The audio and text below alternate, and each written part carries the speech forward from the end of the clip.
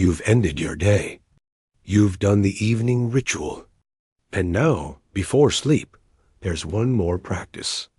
One that completes the cycle. Rumi's night journal. 3 questions. 3 answers. Every single night. It takes 2 minutes. But those 2 minutes change how you process your entire day. They shift what your mind works on while you sleep. They determine what you wake up carrying. Here's exactly what to write before you close your eyes. This isn't gratitude journaling. This isn't stream of consciousness writing. This isn't therapy processing. This is something more specific.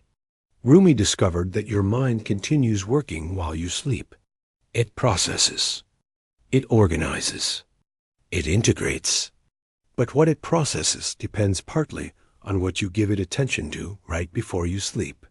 If the last thing you do is scroll through stress-inducing content, your mind processes stress all night. If the last thing you do is replay everything that went wrong, your mind processes failure all night. But if you consciously direct your attention before sleep, you can guide what your subconscious works on. And that changes everything. The practice is simple. Before you get into bed, or right after you lie down, write 3 things. By hand. Not typed, written. There's something about the physical act of writing that signals to your brain this matters. This is important. Pay attention to this. And the 3 things you write are answers to 3 specific questions. Questions Rumi used every night. Questions that shift your processing from what went wrong to what's actually true. From what you're carrying to what you can release. From who you think you should be to who you actually are. The first question is this. What did I do today that was true to myself? Not what did I accomplish? Not what did I do right? But what did I do that felt authentic? That felt aligned? That felt like me? Maybe it was a conversation where you said what you actually thought instead of what was expected. Maybe it was a choice you made that honored your needs instead of everyone else's. Maybe it was a moment where you let yourself feel what you were feeling instead of performing what you thought you should feel. It doesn't have to be big. It doesn't have to be impressive. It just has to be true. Write it down. One thing you did today that was authentically you. This question matters because most of us spend our days performing, being who we think we should be, meeting expectations, playing roles, and by the end of the day, we feel exhausted and empty. Because performing is exhausting, and authenticity is draining. But when you write down even one moment of authenticity, you're telling your subconscious, this is what matters. This is what I want more of. This is who I actually am. And while you sleep, your mind starts looking for more of these moments. It starts recognizing them.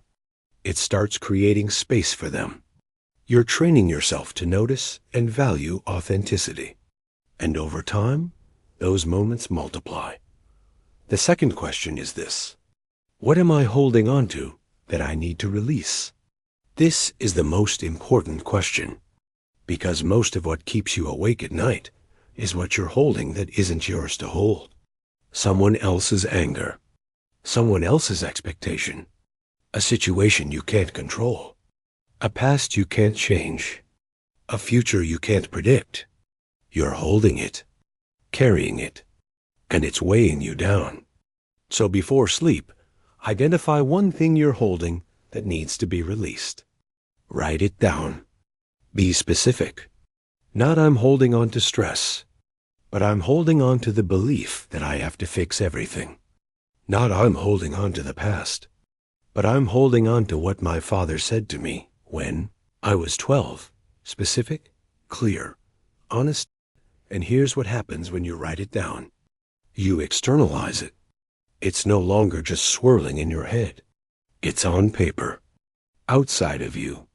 And that creates distance. That creates perspective. You can see it. You can acknowledge it. And you can consciously choose to release it. Not forever necessarily. Not perfectly. But for tonight.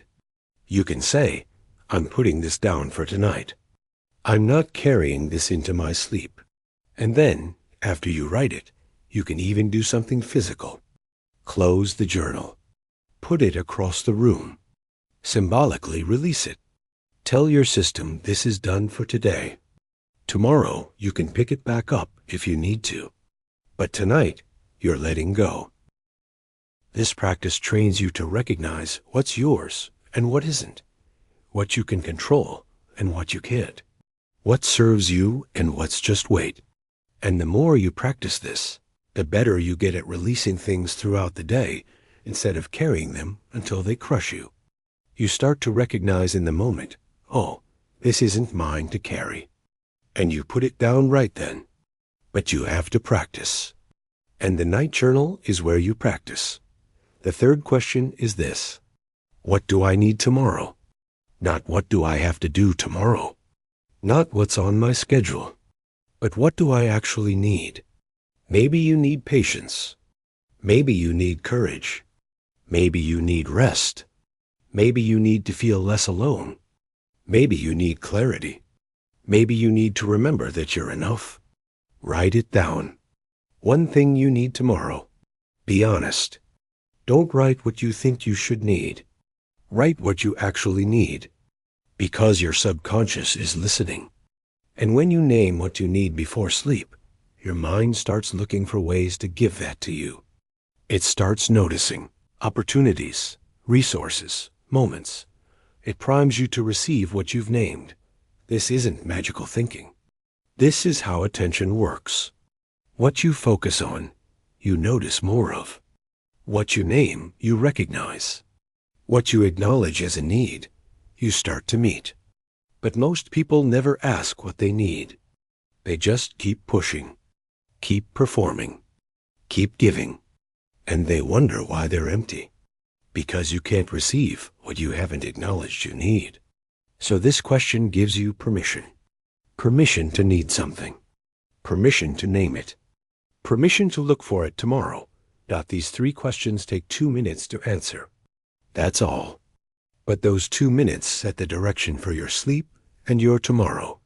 Instead of your mind randomly processing whatever is loudest, you've given it 3 specific things to work with. Something authentic to build on. Something heavy to release. Something needed to seek. And your subconscious takes these 3 things and works with them while you sleep. Integrating the authentic moment. Processing the release. Preparing for tomorrow's need. This is how you use sleep as a tool instead of just an escape. This is how you wake up lighter instead of still carrying yesterday. Now, here's what you need to know about this practice. The first night, it might feel awkward. You might not know what to write. You might judge your answers. That's normal. Do it anyway. Write something, anything, even if it feels small or silly or not good enough. The practice isn't about perfect answers. It's about the act of asking, the act of directing attention, the act of closing the day consciously instead of just collapsing. Over time, the answers will come more easily. You'll start to notice authentic moments throughout the day because you know you'll be writing one down. You'll start to recognize what you're holding because you know you'll be releasing it. You'll start to know what you need because you know you'll be naming it. And here's something else that happens. After a week of this practice, you'll start to see patterns. Maybe every night you're writing down the same thing you're holding on to. That's information. That's telling you this is something that needs deeper attention. Maybe every night you're writing that you need the same thing. That's telling you this is a core need that's not being met. Maybe you're having trouble finding authentic moments. That's telling you that you're spending too much time performing and not enough time being real. The journal becomes a mirror, showing you what's actually happening in your life instead of what you think is happening. Rumi used this practice, not just for peace, but for growth. Because you can't grow what you don't see. You can't change patterns you don't recognize. You can't meet needs you don't acknowledge. The night journal makes everything visible. And visibility is the first step to transformation. Not dramatic transformation, just small shifts, small course corrections, small acknowledgments, that over time become big changes. One more thing about this practice. It pairs with the morning and evening rituals. Morning, you start with presence. Evening, you end with release. Night, you process with intention. Together, these three practices bookend your day. They create a structure, a container, a way of living that's conscious instead of reactive, intentional instead of accidental. And the difference between a conscious life and an unconscious life is exactly this. Small daily practices that keep you connected to yourself instead of lost in the chaos. So tonight, before you sleep, try it. Get out a notebook, not your phone, physical paper, and write 3 things. What did I do today that was true to myself? What am I holding on to that I need to release? What do I need tomorrow? Answer honestly. Don't perform. Don't try to sound wise or impressive. Just write the truth, the real answer, the thing that's actually there.